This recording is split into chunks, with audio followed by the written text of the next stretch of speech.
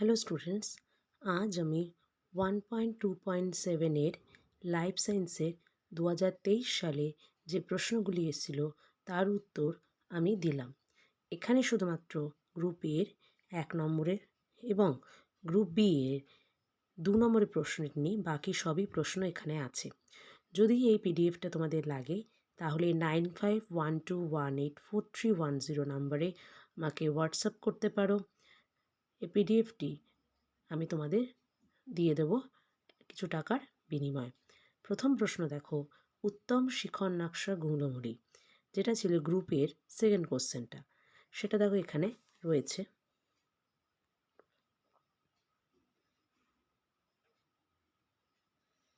আমি আস্তে আস্তে স্ক্রল করছি যাতে তোমরা স্ক্রিনশট নিতে পারো বা লিখে নিতে পারো।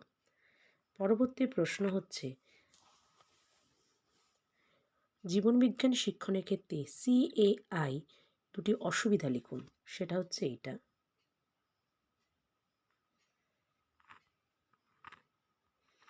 এখানে আমি 4টে টোটাল অনেকগুলি অসুবিধা দিচ্ছি, তোমাদের 2টো লিখতে বলেছে, তাই তোমাদের যেটা সুবিধা ছোট মনে হবে এবং যেটা তোমাদের সহজ মনে হবে সেটা তোমরা লিখতে পারো।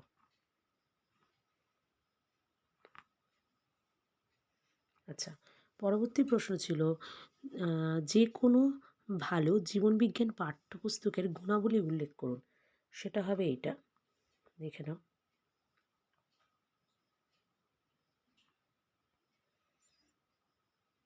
এগুলো সবই 2 মার্কসের প্রশ্ন, তাই 2 মার্কসে যতটা লেখা দরকার ততটা নেব। এটা আমি আহিলির বুক থেকে নিয়েছি তোমাদের, এবং কিছু কিছু অন্যান্য বুকেরও আছে।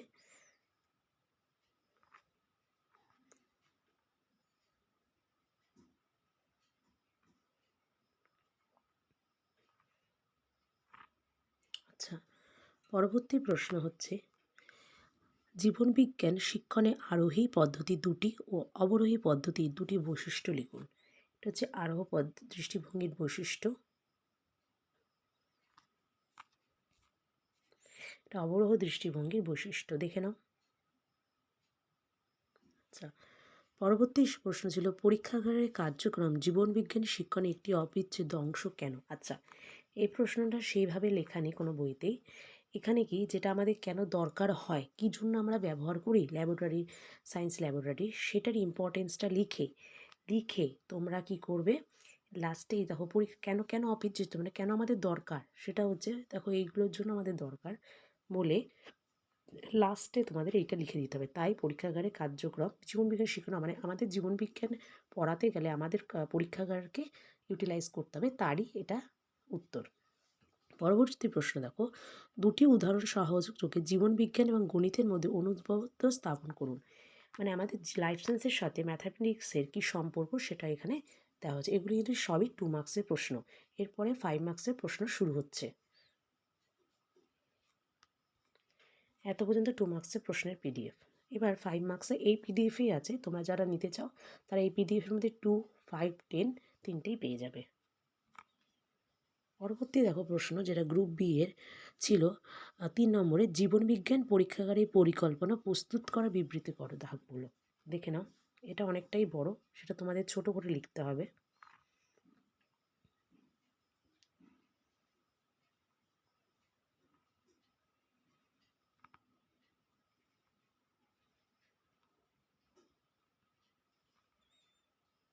এরকম হওয়া উচিত সেগুলো লেখা আছে এখানে।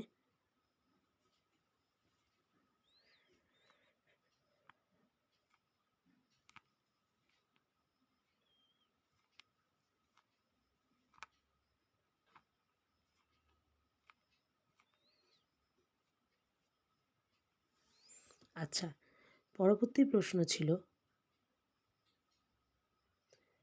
জীবনবিজ্ঞান শিক্ষণের ক্ষেত্রে প্রজেক্ট পদ্ধতির প্রয়োজনীয়তা উল্লেখ করুন এবং যথাযথ উদাহরণে প্রজেক্ট পদ্ধতির জীবনবিজ্ঞান শিক্ষণে বিভিন্ন ধাপগুলি লেখো। দেখো, প্রজেক্ট পদ্ধতি এইটা কাকে বলে এবং সেটার সম্বন্ধে লিখতে আছে এখানে, এবং কেন আমরা প্রজেক্ট পদ্ধতি ইউজ করি মানে উদ্দেশ্য পর্যায়গুলো সেটা দেখো এখানে রয়েছে, এবং সেটার একটা উদাহরণ দিয়ে দিতে বলেছে। এখান থেকে কিছু কিছু লিখে প্রজেক্টের সুবিধাটাও দিয়ে দেবে, কারণ প্রয়োজনীয়তা বলেছে কেন আমরা প্রজেক্ট পদ্ধতি ইউজ করি সেইগুলো। এরকম একটা উদাহরণ সহকারে বলেছে, তাই আমি যে নবম শ্রেণীর একটা উদাহরণ সহকারে তোমাদের এইটা দিয়েছি।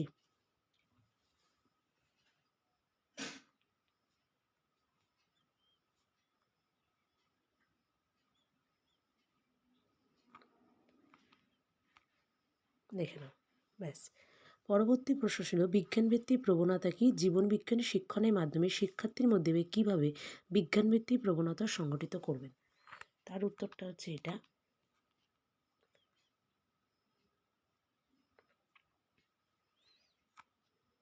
কিভাবে করবে বিকাশটা, সেটা হচ্ছে এটা।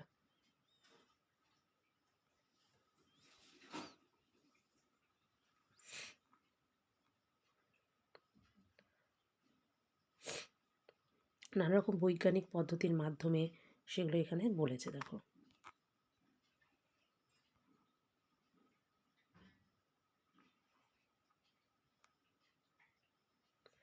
পরবর্তী প্রশ্ন ছিল মাধ্যমিক স্তরে জীবনবিজ্ঞানী শিক্ষণে শিক্ষণ সহায়ক প্রদীপন ব্যবহারের প্রয়োজনীয়তা কি? শিক্ষণ সহায়ক প্রদীপনের উদ্ভাবন কাকে বলে? সেটা হচ্ছে এইটা। হ্যাঁ, দেখো বলেছে ব্যবহারের প্রয়োজনীয়তা কি, মানে কেন আমরা ইউজ করি, সেটা হচ্ছে এটা। গুরুত্বের মধ্যেই পড়বে এটা। তোমার প্রয়োজনীয়তা কেন? কারণ হচ্ছে দেখো রয়েছে বিভিন্ন ধরনের প্রদীপনের বিভিন্ন মনস্তাত্ত্বিক নীতির উপর ভিত্তি তৈরি করা হয়। এটা প্রয়োজনীয়তার উপর ভিত্তি করেই তোমরা লিখবে এটা গুরুত্বটাকে। যেমন এমন প্রদীপন আমরা ব্যবহার করবো যাতে সচেতনতা অনেক বেশি থাকবে, তার জন্যই আমরা ব্যবহার করি। দেখো প্রদীপন শিক্ষার্থীর আগ্রহ তৈরিতে সাহায্য করে। প্রয়োজন কেন, সেটা কেন প্রয়োজন সেটা তোমাদের লিখতে হবে। প্রদীপন শিক্ষার্থীদের আগ্রহ তৈরিতে সাহায্য করে এবং শ্রেণীকক্ষের প্রতি মনোযোগ আকর্ষণে সাহায্য করে, তাই আমাদের এই প্রদীপন মানে আমাদের যে প্রজেক্ট পদ্ধতিটা সেটা ব্যবহার করা উচিত। প্রজেক্ট পদ্ধতি না, এটা হচ্ছে প্রদীপন ব্যবহার করা উচিত, মানে যেটাকে আমরা বলি হচ্ছে টিচিং এইডস, যেটাকে বলি সেটা ব্যবহার করা উচিত। কেন আমরা টিচিং এইডস ইউজ করি? আচ্ছা, পরবর্তী প্রশ্ন ছিল উদ্ভাবন কাকে বলে, সেটা এটা রয়েছে, দেখো। প্রজেক্ট পদ্ধতি কিন্তু আগে, এটা নয়, এটা আমি টিচিং এইডস অফ, সেটা আমি বলতে ভুল করেছি, যাই হোক। পরবর্তী প্রশ্ন ছিল যেটা গ্রুপ সি এর, জীবনবিজ্ঞান পাঠ্যক্রমে অর্থ গুরুত্ব লিখুন। জীবনবিজ্ঞান পাঠ্যক্রম গঠনের মূলনীতিগুলি আলোচনা করো। এটা হচ্ছে কাকে বলে?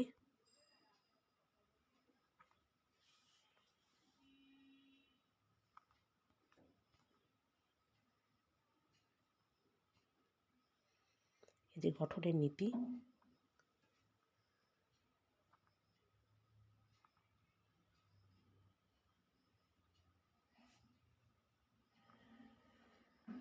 অনেকগুলো নীতি আছে, 6 মার্কস আছে, তোমরা নিজের পছন্দ মতন এবং যেটা সহজ হবে সেটা লিখো।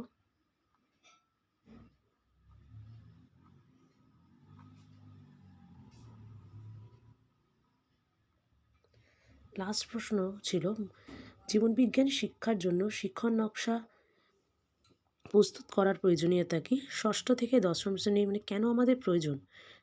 ষষ্ঠ থেকে দশম শ্রেণী পাঠ্যসূচির মধ্যে যে কোনো একটা উপ একক বাছাই করে উদাহরণ সহকারে শিক্ষণ নকশা মানে লার্নিং ডিজাইন তৈরি করতে হবে। এটা শিক্ষণ নকশা কেন আমরা তৈরি করি তার প্রয়োজনীয়তা, দেখো।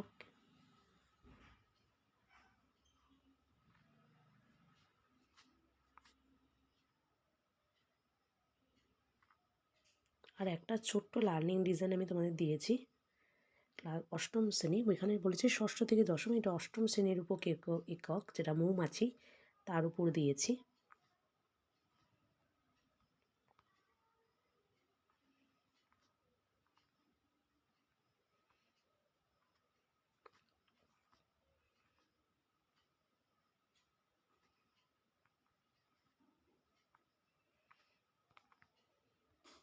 যে কোনো একটা লিখতে বলে, যেটা তোমাদের ছোট মনে হবে সেটা লিখো, কারণ সময়টা খুবই কম থাকে।